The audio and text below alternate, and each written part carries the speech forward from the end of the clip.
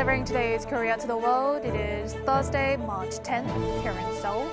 And News Today starts now. PPP presidential candidate Yoon Suk-yeol is elected to become South Korea's 20th president. He thanked his rivals and the people and pledged to prioritize national unity. Along with the presidential election, by-elections were also held in 5 constituencies. PPP candidates were elected in 4 of them. Wildfires in Ulsan and Samcheok have been raging for a week now. Firefighters are working hard to put out the flames, but they face challenges including daytime highs of some 20 degrees. Welcome back. I'm Tae-Kyun, and we start off with the top stories. PPP presidential candidate Yoon Suk-yeol has won the election to become the 20th president of the Republic of Korea. Yoon attributed his victory over his rival Lee Jae-myung to the great people of Korea. The president-elect has pledged to make national unity his priority. President-elect Yoon Suk-yeol showed up at his party's campaign HQ at 4:20 a.m. Thursday. He greeted members and said the outcome of the election is a victory of the great Korean people.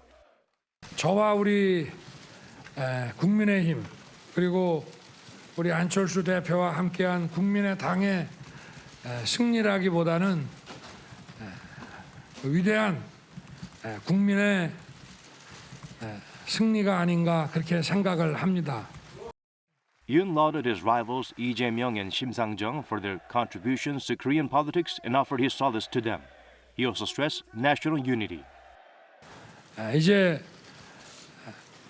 우리 경쟁은 일단 끝났고 우리 모두 힘을 합쳐서 우리 국민과 대한민국 위해서 우리 모두 하나가 되어야 한다고 생각합니다. The president-elect vowed to respect the Constitution and Parliament and collaborate with opposition parties to serve the people. Yoon added he will make sure the PPP can merge with the People's Party as soon as possible, a promise he made when merging candidacies with An Chol-soo. Yoon also stopped by the PPP headquarters to thank his supporters and pledged to obtain more support from the public.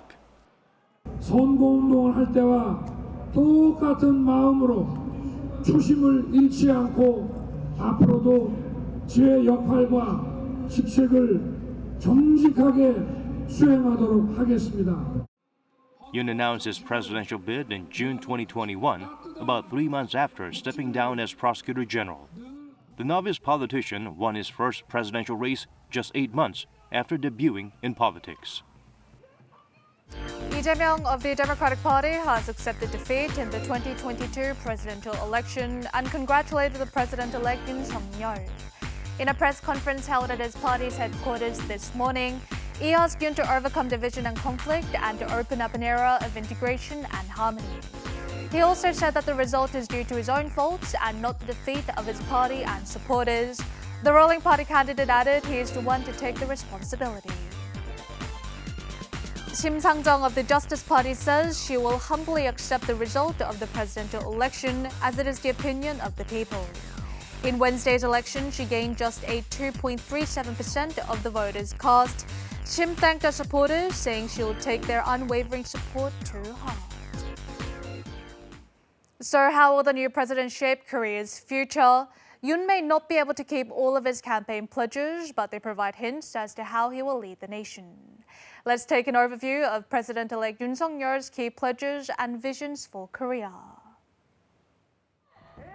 President-elect Yoon Suk-yeol's first priority pledge is overcoming the COVID-19 pandemic. He plans to set up a presidential headquarters and activate an emergency rescue program immediately after inauguration. The biggest change is likely to take place in his real estate policies. He had promised to supply more than 2.5 million privately built homes to alleviate the supply issue. He also pledged to look at abolishing the comprehensive real estate tax and integrating it with the property tax in the long run. 종부세는 그냥 폐지하는 것이 아니라 재산세와 두 개를 합쳐가지고 합당한 과세를 하겠다 이렇게 말씀을 드렸습니다. The president-elect also presented his ideas on thorny issues such as abolishing the Ministry of Gender Equality and Family and strengthening punishments for sexual offenses and libel. However, closing down a government ministry hinges on the revision of the Government Organization Act, which would likely cause heated debate in the National Assembly led by the Democratic Party majority. 여성가족부 폐지 방침 그리고 국가와 사회를 위해서 하는 일이라고 생각해 주시기 바랍니다. As for job creation, Yoon proposed to ease regulations and minimize the role of the government. He also pledged to reform the office of the president, and he has already said that the presidential office would be moved to the government complex Seoul before the year is over. 기존의 청와대는 사라질 것입니다. 조직 구조도 일하는 방식도 전혀 다른 새로운 개념의 대통령실이 생겨날 것입니다. The president-elect has emphasized that sanctions against North Korea should remain in place until denuclearization is complete.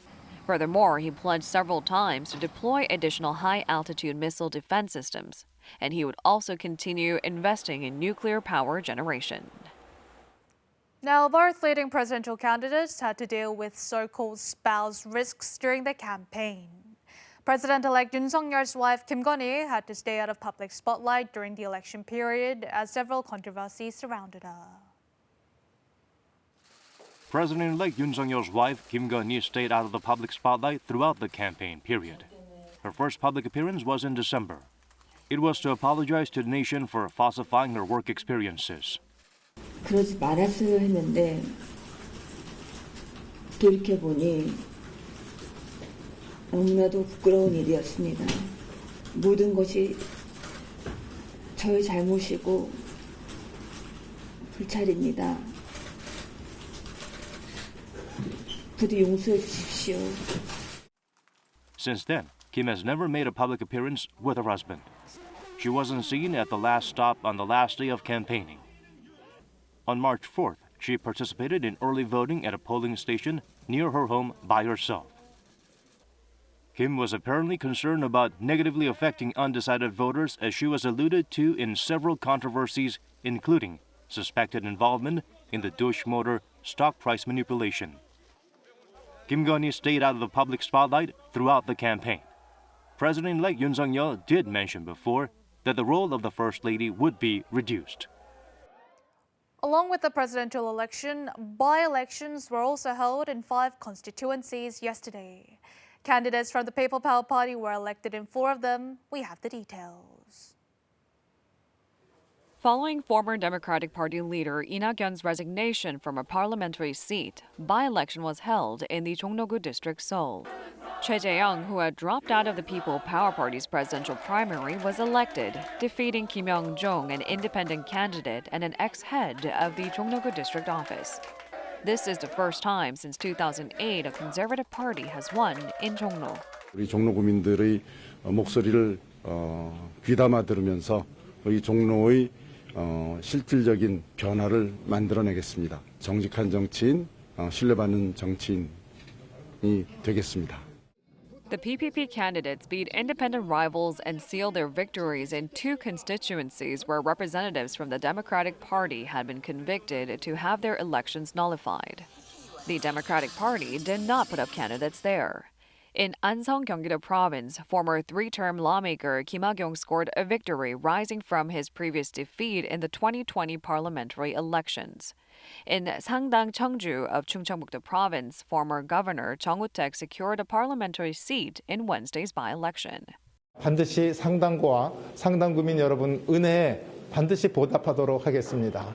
또 믿음직한 의원으로서 또 사랑받는 의원으로서 더 열심히 일할 것을 약속드리겠습니다. Independent candidate Im Byung-hun won the Chung-Namgu district in Daegu, where the People Power Party's Kwak Sang-do had stepped down. In Seocho-gap, the only constituency where both rival parties fielded candidates, Cho Eun-hee of the People Power Party scored a landslide victory over her ruling party competitor. Cho was the head of the Seocho-gu district office. In the by-elections, the People Power Party added 4 parliamentary seats. However, it is predicted to have little impact as the main opposition party still holds far fewer parliamentary seats than the Democratic Party. The electees have begun their terms today. North Korea's Korean Central News Agency reports North Korean leader Kim Jong-un conducted an on-site inspection on the National Aerospace Development Administration. During the visit, Kim stressed that developing military reconnaissance satellites is for monitoring U.S. forces' moves in South Korea and the Pacific. Kim also announced a 5-year plan to deploy a number of military spy satellites and further strengthen intelligence capabilities. Kim's remarks are seen as another emphasis on his determination to concentrate on nuclear and missile development.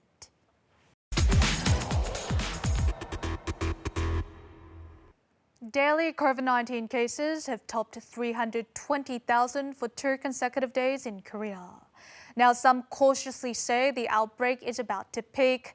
The current number of cases has surpassed 5 million, meaning 10% of the nation's population has been infected. South Korea added 327,549 COVID-19 cases on Thursday, topping 300,000 once again. The tally dropped slightly from the previous day, but the outbreak continues to rage. The government expected the figures to reach 350,000 by mid-March. Thursday's tally came close to that. The virus is spreading faster than predicted due mainly to relaxed restrictions and the spread of the stealth Omicron variant.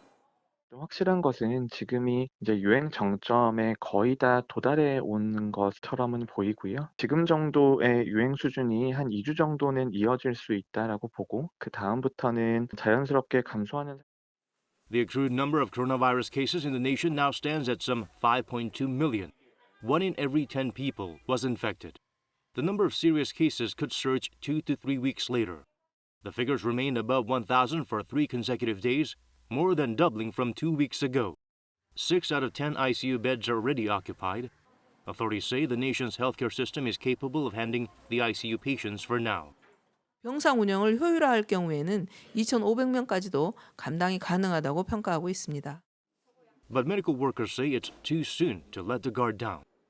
코로나19를 위해서 중환자 병상을 새로 추가로 증설한 게 아니라 있는 병상을 이쪽으로 돌린 거잖아요. 일반 질환자들에 대한 치료 병상도 어쩔 수 없이 급할 때는 써야 되고. The government will review allowing medical professionals diagnosed COVID-19 using only rapid antigen tests. Wildfires in Ulsan and Samcheok have now been raging for 1 week now. Firefighters are having a hard time putting out the flames, which have inflicted damage in the area around Mount Eungbongsaeun.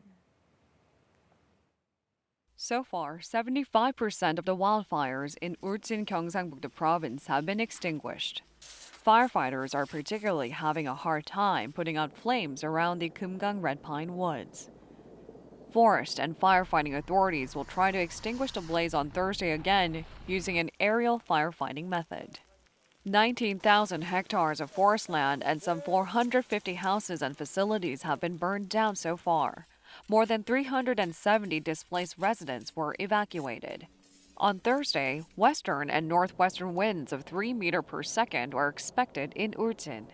In the relatively good weather conditions, forest and firefighting authorities hope to produce results in putting out the raging wildfires. However, with daytime highs expected to climb to nearly 20 degrees Celsius, firefighters could experience more severe fatigue. To alleviate the very concerns, they could be dispatched in shifts according to the situation. Attention is now on getting to the bottom of the cause of the massive wildfires raging for a week now. The Korea Forest Service plans to investigate it based on information on vehicles that pass through the area provided by the police.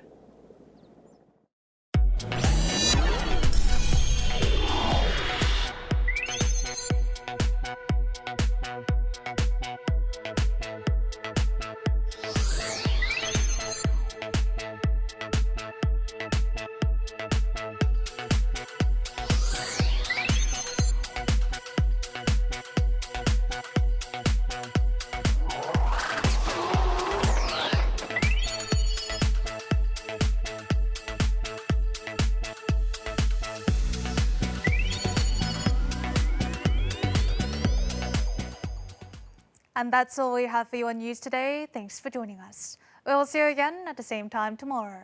Goodbye.